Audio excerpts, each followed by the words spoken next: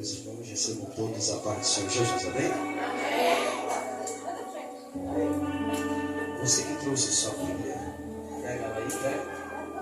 Pegue sua Bíblia, por favor. Isso, pega sua Bíblia aí. Abre ela no livro do profeta Ezequiel. Livro do profeta Ezequiel, capítulo 37. É conhecido. Ezequiel, capítulo 37. Mas eu tenho algo de Deus para a tua vida hoje. Olha para cá. O livro do profeta Ezequiel, ele está encaixado dentro da classe do livro dos profetas maiores. Qual é a classe dos livros dos profetas maiores? É a classe do livro que está à frente da classe dos livros poéticos, ou por que não dizer inários ou hinos, que são eles Jó, Salmos, Provérbios, Eclesiastes e Cantares de Salomão. O livro dos profetas maiores são Isaías, Jeremias, Lamentação de Jeremias, Ezequiel e Daniel. Logo após vem o livro dos profetas menores. O livro do profeta Ezequiel, ele é composto por 48 capítulos, 1273 versículos. Não é algo que é tão interessante sobre o que nós vamos pregar hoje. Porém, a Bíblia Sagrada, existem 3 linguagens que nos ajudam a compreender melhor a Bíblia. Existem 3 linguagens que fica mais fácil de, quando olhamos para a Bíblia, entendermos ela. Quais são elas? 3 figuras. Primeira é a linguagem simbólica, que por intermédio de símbolos a Bíblia tenta falar comigo e com você. Quer ver? Quando você abre a Bíblia no livro de Apocalipse, vai haver ali naquele livro alguns símbolos que às vezes, na maioria das vezes, é até um pouco complicado de entender ou decifrar. Como, por exemplo, ao abrirmos a Bíblia no livro de Apocalipse, nós vamos ver ali a besta fera, uma mulher sentada em uma besta. Nós vamos ver seres com 6 cabeças, 6 chifres. Isso são símbolos que têm toda uma significância, que a Bíblia tenta mostrar para mim e para você, para tentar entendermos o que está escrito. A segunda linguagem que a Bíblia usa é a linguagem literária, ou por que não dizer literal. Olhamos para a Bíblia e vemos essas 3 linguagens. A segunda linguagem, chamada literária ou literal, é o que de fato acontece, é o que de fato realmente aconteceu. Como, por exemplo, quando a Bíblia diz que o personagem estava diante de uma porta. Se a linguagem for literária, isso quer dizer que, de fato, o personagem estava diante de uma porta. Mas a Bíblia também pode usar uma figura de uma porta para representar algo. Como, por exemplo, Cristo. A Bíblia usa a figura do caminho para representar a Cristo. Quando a Bíblia diz que Cristo é o caminho é uma figura que representa Ele. A primeira linguagem, simbólica. A segunda, literária. E a terceira, figurativa. O livro de Ezequiel, todo ele, se encaixa na linguagem figurativa, onde tudo aquilo que está escrito é uma figura para tentar nos mostrar o que de fato está acontecendo ou o que representa. Há quem diga que a vida de um profeta é fácil. Há quem diga que ser levita é fácil. Há quem diga que ser pregador é fácil. Há quem diga que ser pastor liderar culto, liderar conjunto é fácil. Ser profeta não é fácil. Quer ver?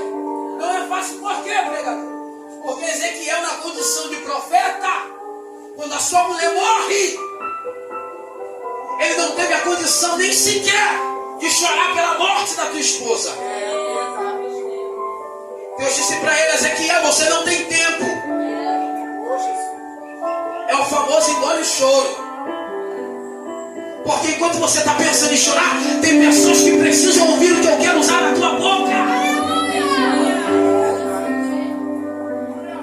Ser profeta não é fácil. Ezequiel não teve nem o direito de sepultar a sua esposa. Olhe para cá. Eu já vou começar a pregar. O livro de Ezequiel compreende pelo menos duas porções. Quantas porções? Eu estou sozinho. Quantas porções? Olhe para cá. A primeira é uma série de mensagens que era transmitida antes da queda de Jerusalém. Antes de Jerusalém cair, passou uma série de mensagens no livro de Ezequiel. A segunda porção que compreende dentro do livro de Ezequiel é a queda do tema principal. Qual? Esperança. Após a queda de Judá, Jerusalém, Deus tem uma promessa: esperança. Para quem, pregador? Para aqueles que caíram. O tema principal aqui desse texto é juízo. Para quem? Para Judá, para Jerusalém. Existem pelo menos 4 divisões dentro deste livro de Ezequiel. Primeiro, juízo contra as nações divinas: Síria, Palestina, Jordânia, Macedônia.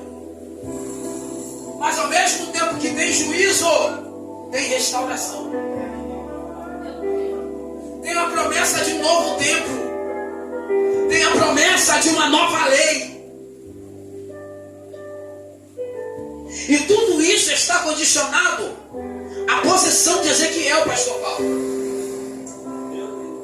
Tudo isso depende da posição em que o profeta se encontra.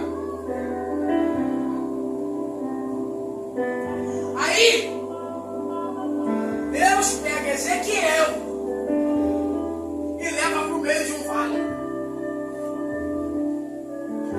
Olha como começa o capítulo 37, o verso 1. E veio sobre mim a mão do Senhor. Existe uma promessa para o povo que está condicionada a Ezequiel. Qual é a promessa, pregador? Avivamento. Meu Deus, aleluia. Só que ele diz: e veio sobre mim. Me ajuda a pregar? E veio sobre mim. Não, e veio sobre mim. O que Ezequiel está tentando dizer aqui, mano? É simples. No original ele está dizendo que a mão do Senhor me tocou. O avivamento que Deus tem para o povo, antes dele tocar no povo, primeiro ele toca em Ezequiel. Se você não der glória, não tem problema, eu prego sozinho. Porque antes de Deus concluir aquilo que ele prometeu para a tua casa, primeiro ele toca em você. Porque tudo começa quando a mão me toca. Porque antes de Deus libertar a tua casa, primeiro ele te liberta. Antes de Deus entrar na tua casa, primeiro ele entra em você. Antes de ele agir no teu esposo, primeiro ele age em você. Antes dele agir no teu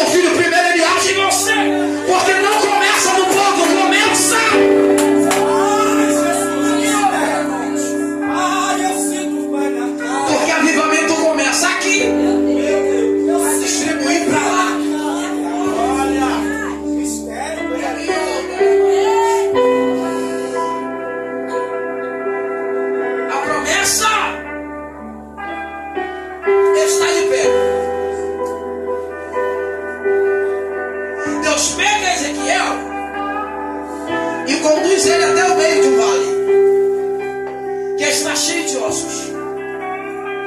Quando Ezequiel se encontra no meio, Deus vai fazer uma pergunta.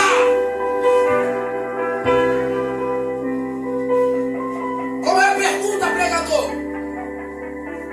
O cenário é caótico. Um exército morto, ossos sequíssimos. Olha a pergunta de Deus.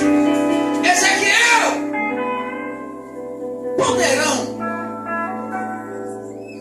viver esses ossos?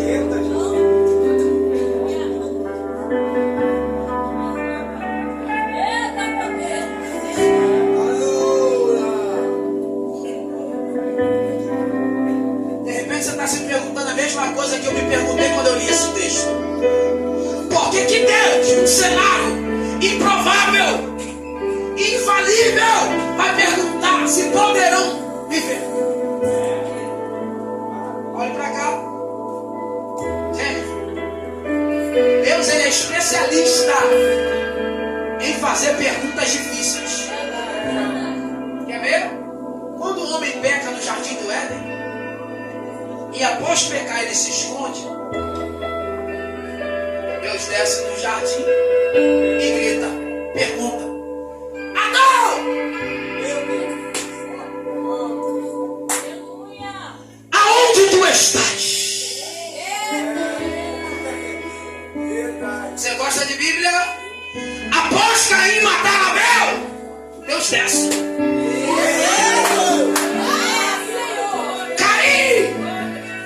Aonde está teu irmão? Terrível, Senhor.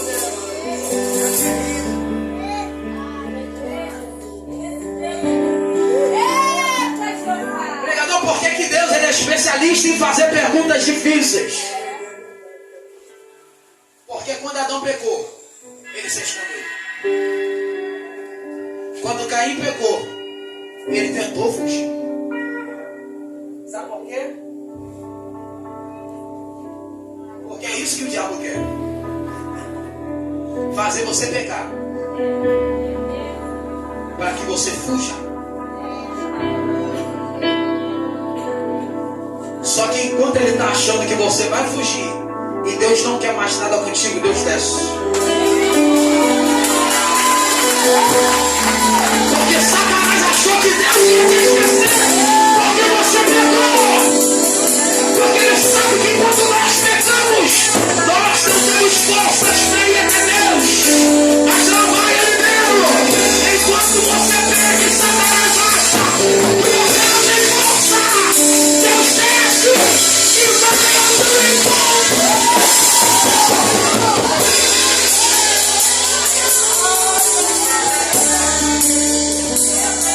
Porque Deus sabe que quando nós não temos força, ele desce.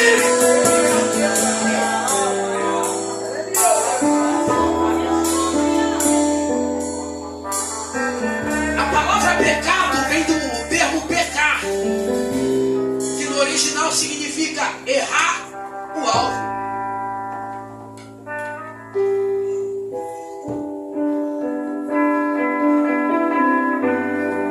Até então o homem, antes do pecado, não estava condicionado à morte. Mas após o pecado, a morte se infiltra no mundo.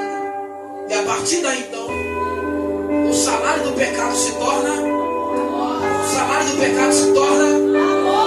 Olha pra cá. Adão pecou, cenário de morte.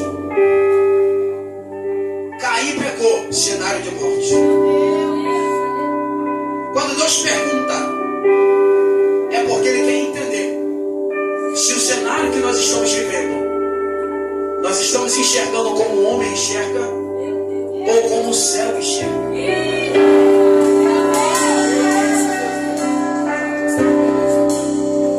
Eu não vou repetir. Por que, Marcos? Porque Deus quer saber se você vai enxergar com a ótica humana ou como os céus enxergam. Por quê? Porque pro homem, o traficante não tem mais jeito. Mas para os céus, não. Pro homem, o alcoólatra não não tem mais jeito. Mas para Deus, tem jeito. A mulher que se vende para o homem não tem mais jeito. Mas para Deus, tem jeito. É por isso que Deus pergunta: poderão viver?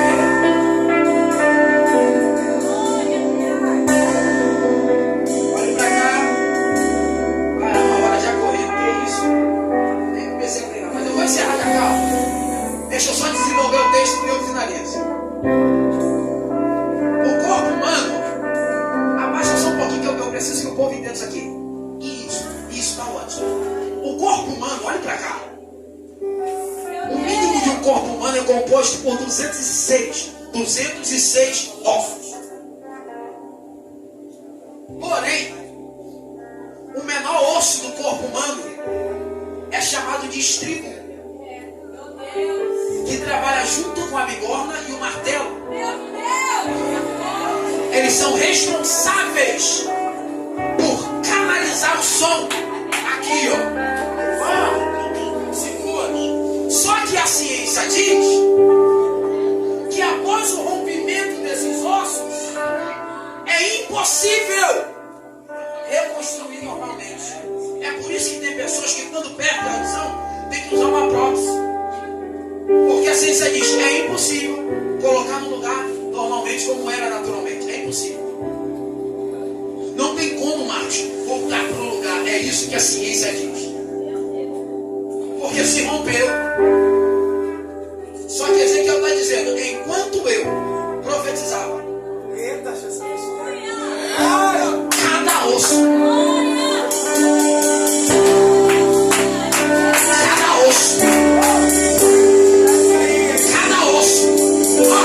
voltou para o céu. Eu não sei se você está deixando, mas eu vou liberar para quem tem mão para levantar e boca para a glória. Aquilo que a ciência diz que não tem mais jeito, Deus está dizendo: eu coloco no lugar este.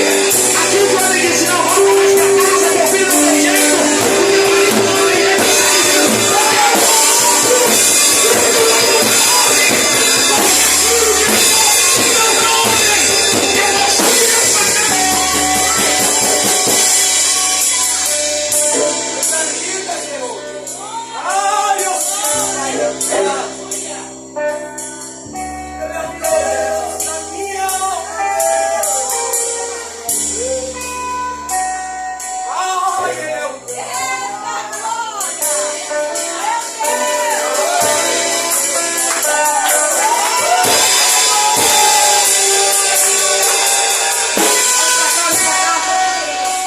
eu tenho 9 minutos.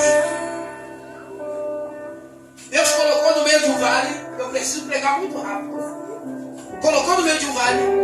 Mandou ele liberar a palavra e profetizar, Ricardo. Ele disse assim, ó: enquanto eu profetizava, cada osso voltou ao seu lugar. O exército criou tendões, carnes, nervos e se colocou de pé. Vamos lá, ajuda o pregador. Se colocou de... E se colocou de... Olha pra cá. Ele disse que houve um movimento sobrenatural. Só que no final do movimento, o exército ficou de pé e ele diz... Olha aqui. Capítulo 37.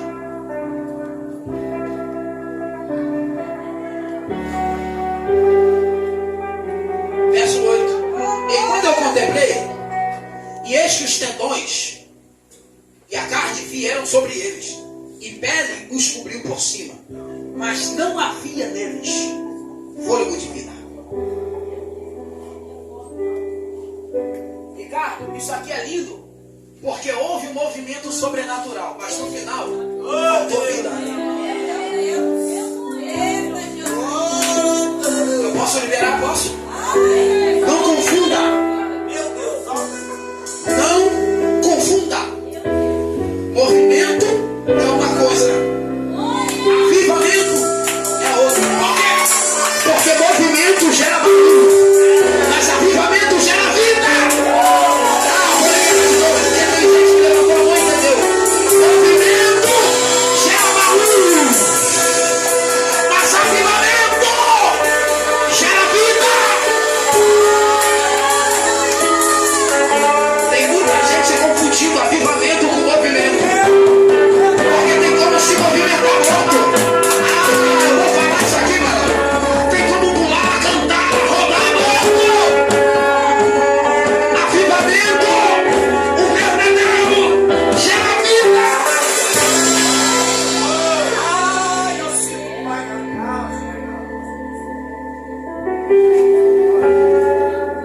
6 minutos.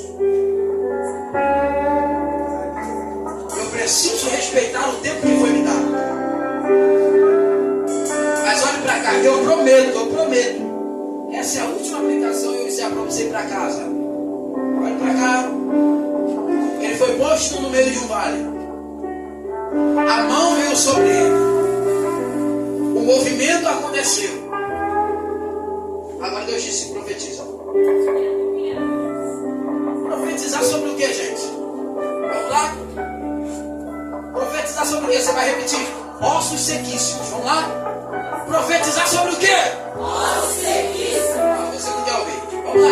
Profetizar sobre o que? Ossos sequíssimos. Vamos pra cá. Naquela época, quando se travava uma batalha, meu amigo, os exércitos faziam questão de se reunir, de se organizar para batalhar um contra o outro. Eles marcavam a batalha em um vale.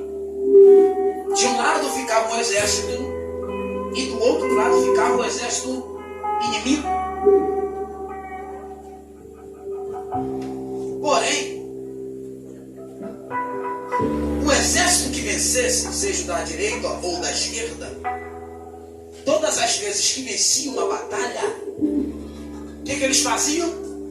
Ao vencer a batalha, eles não retiravam os corpos do exército perdedor. Não tiravam. Se eu venci, o meu exército vai embora. E o exército que perdeu, os corpos ficam ali. Para quê?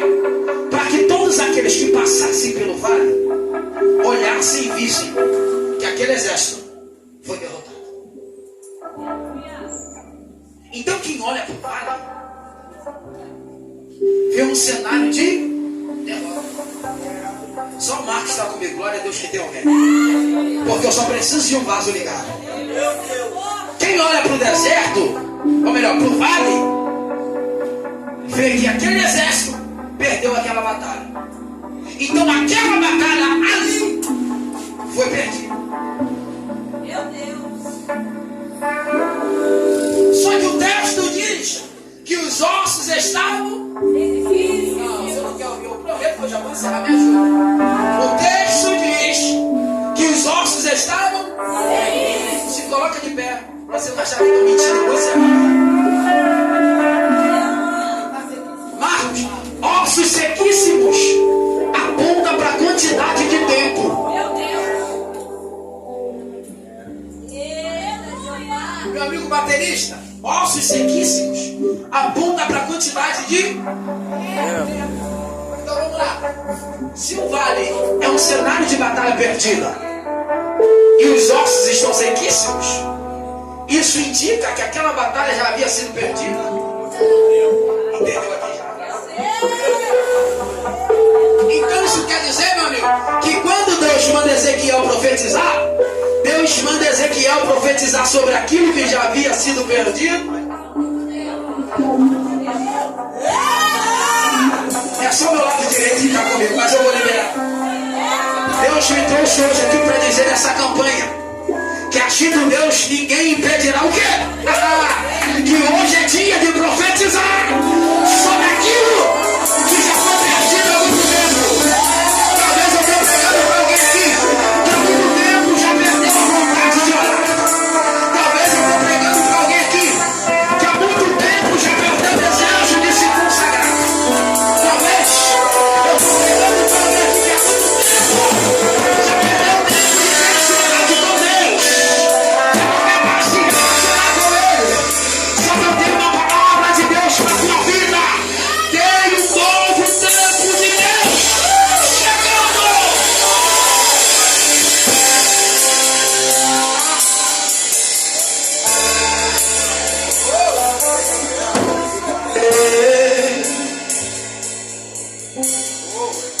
Do oceano do Espírito. Deixa eu conhecer você, que ainda não é evangélico, está afastado. Abre a boca.